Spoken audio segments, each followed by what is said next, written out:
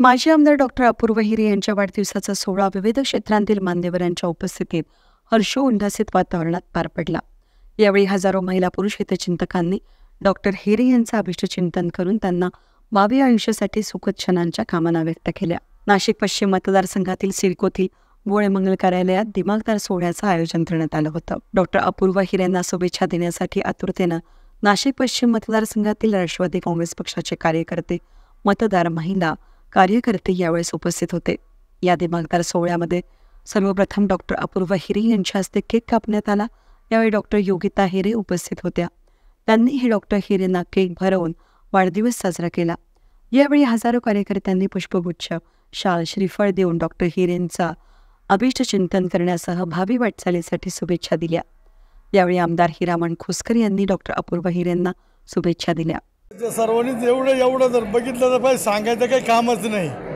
आणि खरोखर या ठिकाणी तरुण कार्यकर्ते भाऊंनी अतिशय तळागाळात सांभाळलेले जनसंवाद उभा केलेला आहे। जी काही भाऊची अपेक्षा या वाढदिवसानिमित्ताने 100% जर कार्यकर्ता समुदाय बघितला तर येणाऱ्या विधानसभेमध्ये 100% पश्चिम भागाचे आमदार ते होतील अशी मला सुद्धा अपेक्षा आहे। आपण नाही का, आपण कार्यकर्ते करते त्या ठिकाणी सगळं जातं फक्त तरुणावर आहे। आणि भाऊ आणि मी विधानसभेमध्ये संघर्ष शेजारी बसू अशी अपेक्षा करतो। परिसरातील नागरिकांनी डॉक्टर हिरेंना भावी वाटचालीसाठी सुयश चिन्ह दिले। अपूर्व भाऊंना त्यांच्या वाढदिवसाच्या निमित्त सुयश चिन्हासाठी या ठिकाणी आम्ही सगळे कार्यकर्ते उपस्थित झालेले, सगळे सहकारी उपस्थित आहोत। भाऊंचं कार्य हे सगळ्या लोकांना माहिती आहे।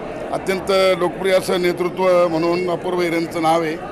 त्यांच्या कुटुंबाला राजकीय असा मोठा वारसा आहे आणि आजोबापासून पंजोबांपर्यंत सर्वांनी त्या ठिकाणी या महाराष्ट्राची, देशाची सेवा केलेली आहे। आणि आज त्यांना राजकीय या सगळ्या परिस्थितीमधून मार्गक्रमण करत असताना हा वाढदिवस त्यांना निश्चितपणे लाभदायक होणार आहे। मागच्या वेळेला त्यांची राजकीय संधी या ठिकाणी गेलेली आहे। मी आई जगदंबेच्या चरणी प्रार्थना करतो की या वेळेला ती संधी त्यांना चांगल्या ठिकाणी प्राप्त होऊ दे।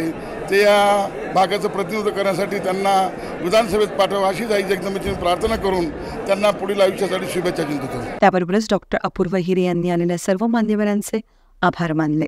निश्चित मागच्याही वेळेला मी विधानसभेला उमेदवारी केली होती आणि आपल्याला कल्पना अतिशय निसटत्या मतांच्या फरकाने आपल्याला पराभव पत्करावा लागला होता। परंतु यावेळी कार्यकर्त्यांची पुन्हा इच्छा आहे, सगळे कार्यकर्ते अतिशय जोशात आहेत आणि जो 4-5 हजार मतांचा फरक मागच्या वेळी राहिला तो यावेळी निश्चित कव्हर करता येईल अशी खात्री आहे। आणि त्यामुळं अजितदादांच्या नेतृत्वावर आमचा 100% विश्वास आहे आणि त्यामुळं महायुतीच्या वतीनं आम्ही अधिकृत उमेदवार असेल आणि या ठिकाणून निवडणूक करण्याचा माझा मानस आहे आणि अजितदादा मला नक्की संधी देतील याची मला खात्री आहे। असं काही नाही आहे प्रचाराचा नारळ फुटला, परंतु आमची मागणी कायम आहे, प्रचाराचा नारळ कधी फोडायचा हे अजितदादा ठरवतील।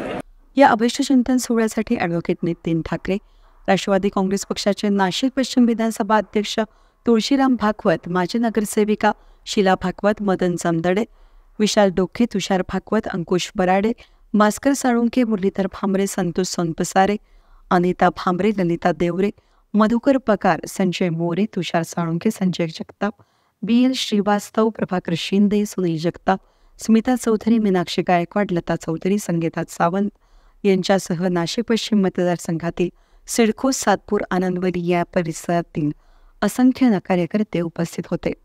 महात्मा गांधी विद्या मंदिर, त्याबरोबरच आदिवासी सेवा समितीचे सर्व पदाधिकारी, प्राचार्य, विभाग प्रमुख, प्राध्यापकवृंद, शिक्षक, शिक्षकेतर कर्मचारी उपस्थित होते।